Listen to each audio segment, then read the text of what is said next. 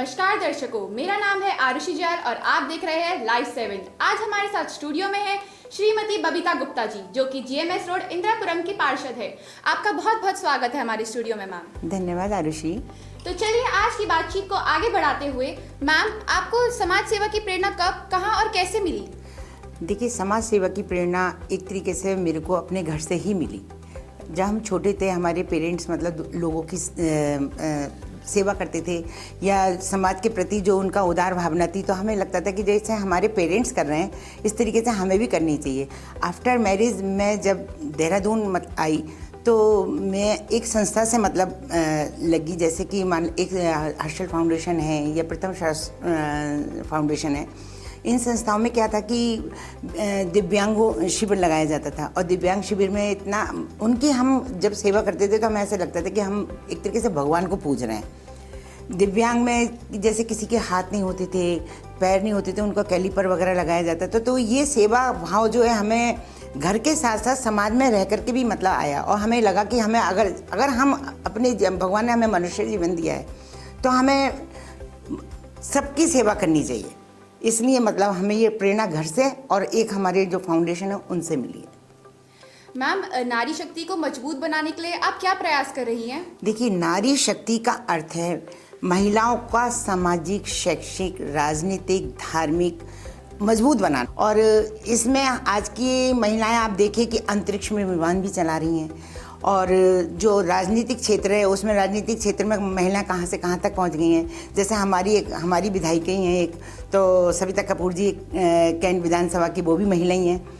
हम भी एक महिला हैं, हम भी राजनीतिक क्षेत्र में आए हैं। समाज के साथ साथ हमने मतलब सोचा कि जब भाई हम समाज का कार्य इतना कर सकते हैं तो हम राजनीतिक क्षेत्र में भी, भगवान ने हमें ये मौका दिया है और हम आए। और इस क्षेत्र में आकर के मुझे इतना अच्छा लग रहा है कि जैसे हम समाज सेवा करते थे ऐसे ही हम अपने वार्ड की सेवा कर रहे हैं। वार्ड में जो भी छोटी छोटी समस्याएं होती हैं उनको हम उनके घर जाकर पूछ लेते हैं या वो हमें फ़ोन से कन्वे करते हैं और जब हम उन समस्याओं का समाधान करते हैं तो हमें ऐसा लगता है कि हमारा जीवन जो है एक तरीके से सफल हो गया है। मैम, महिलाओं को आत्मनिर्भर बनाने के लिए आपका क्या संदेश है? हमारा संदेश महिलाओं को आत्मनिर्भर बनाने के लिए बहुत बड़ा है। हम चाहते हैं कि जो आज की जैसे ग्रामीण महिलाएं हैं तो उनको लघु उद्योग मिलने चाहिए। और लघु उद्योग इस तरीके से, जैसे मान लीजिए कि एक छोटा सा हम उदाहरण दें कि मसूरी में नीटिंग का काम होता है, तो वो भी अपने मतलब बैठे बैठे अपने शॉप पे बैठे बैठे वो नीटिंग भी करती हैं और एक अपना व्यवसाय भी करती हैं। तो इस जैसे मान लीजिए मसालों का हो गया, ये नीटिंग का हो गया, बुनाई का हो गया, इस तरीके से और भी बहुत सारे लघु उद्योग हैं जो कि हम चाहते हैं कि महिलाएं अपने आप में खुद सशक्तिकरण बने। अगर महिलाएं ही सशक्तिकरण मतलब सशक्त रहेंगी तो एक हमारा राष्ट्र भी सशक्त बन सकता है। मैम, समाज सेवा करते हुए आपको कई चुनौतियों का सामना करना पड़ता होगा, तो क्या आप हमें उन बारे में बता सकती हैं? यस, अब समाज सेवा करते समय हमें कितनी चुनौतियों का सामना करना पड़ता है हम आपको बताएं। जैसे कि मान लीजिए किसी का कोई फ़ोन आता है कि आप मैडम यहाँ आ जाइए, यहाँ इस तरीके से झगड़ा हो रहा है। क्योंकि एक जो पार्षद है तो पार्षद जो सब जगह जाती है वो जनप्रतिनिधि होती है, मतलब जन जन के हृदय में रहती है। और हम अगर मान लीजिए 1% यदि हमारे पास दूसरा भी कोई काम है और किसी का फ़ोन आ जाता है तो वो थोड़े से अग्रेसिव भी हो जाते हैं, लेकिन हमें उनको प्यार से सुनना और समझना होता है। अगर हम उनको प्यार से नहीं सुनेंगे और नहीं समझेंगे तो वो एक तरीके से हम उनके लिए बेकार हैं। तो हमें जनताओं की सारी ही बातों का ध्यान रखते हुए उनको प्यार से सारा समझाना होता है। और जैसे हमारे स्वच्छता सफाई कर्मचारी हैं, हमारा उद्देश्य मेन ये रहता है कि वार्ड की सबसे पहले सफाई एंड सुरक्षा, तो सफाई का भी ध्यान रखते हैं और हम जनप्रतिनिधि होने के नाते उनकी एक एक बातों का ध्यान रखते हैं। इसलिए हमारी जनता हमसे काफ़ी खुश है। और पहले मैं आपको बताऊं कि मैं फ़र्स्ट टाइम पार्षद बनी हूं, ये मेरे लिए सौभाग्य की बात है, क्योंकि हमारी जनता ने ही और हमारे बड़े लोगों ने ही हमको चुन करके यहाँ पे लाया गया है। और मैम, ये तो बहुत अच्छी बात है। तो मैम, आप युवा पीढ़ी विशेषकर लड़कियों के लिए क्या प्रेरणादायक संदेश देना चाहेंगी?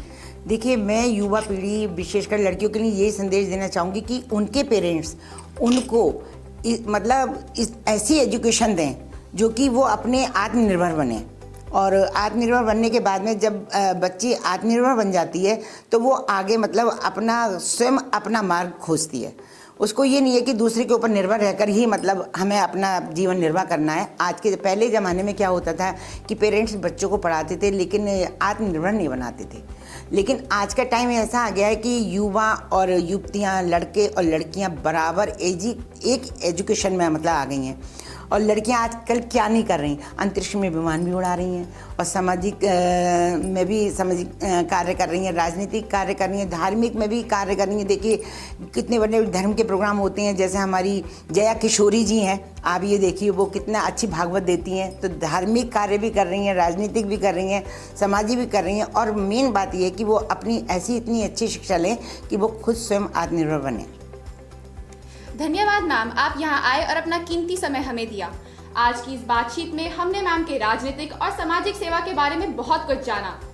तो मैम धन्यवाद आरुषि। और सबसे पहले तो आप सबसे बड़ा एग्जाम्पल आप हमारे लिए हैं कि आप यहाँ पर बैठ कर के कितना अच्छा इंटरव्यू आपने हमारा लिया। आप भी एक नारी, महिला और बेटी हैं सबकी। तो मैं चाहती हूँ कि यहाँ पे और सबसे ज़्यादा धन्यवाद मैं एडिफाई स्कूल का करती हूँ कि उन्होंने मेरे को यहाँ पर बुला करके इतना सुंदर मौका दिया है। इस मदर्स डे पे ये मेरे लिए एक यादगार डे बनेगा। धन्यवाद हमारे डायरेक्टर सर का और डायरेक्टर मैडम का। धन्यवाद मैम। तो ऐसे और इंटरव्यूज़ के लिए देखते रहिए लाइव 7।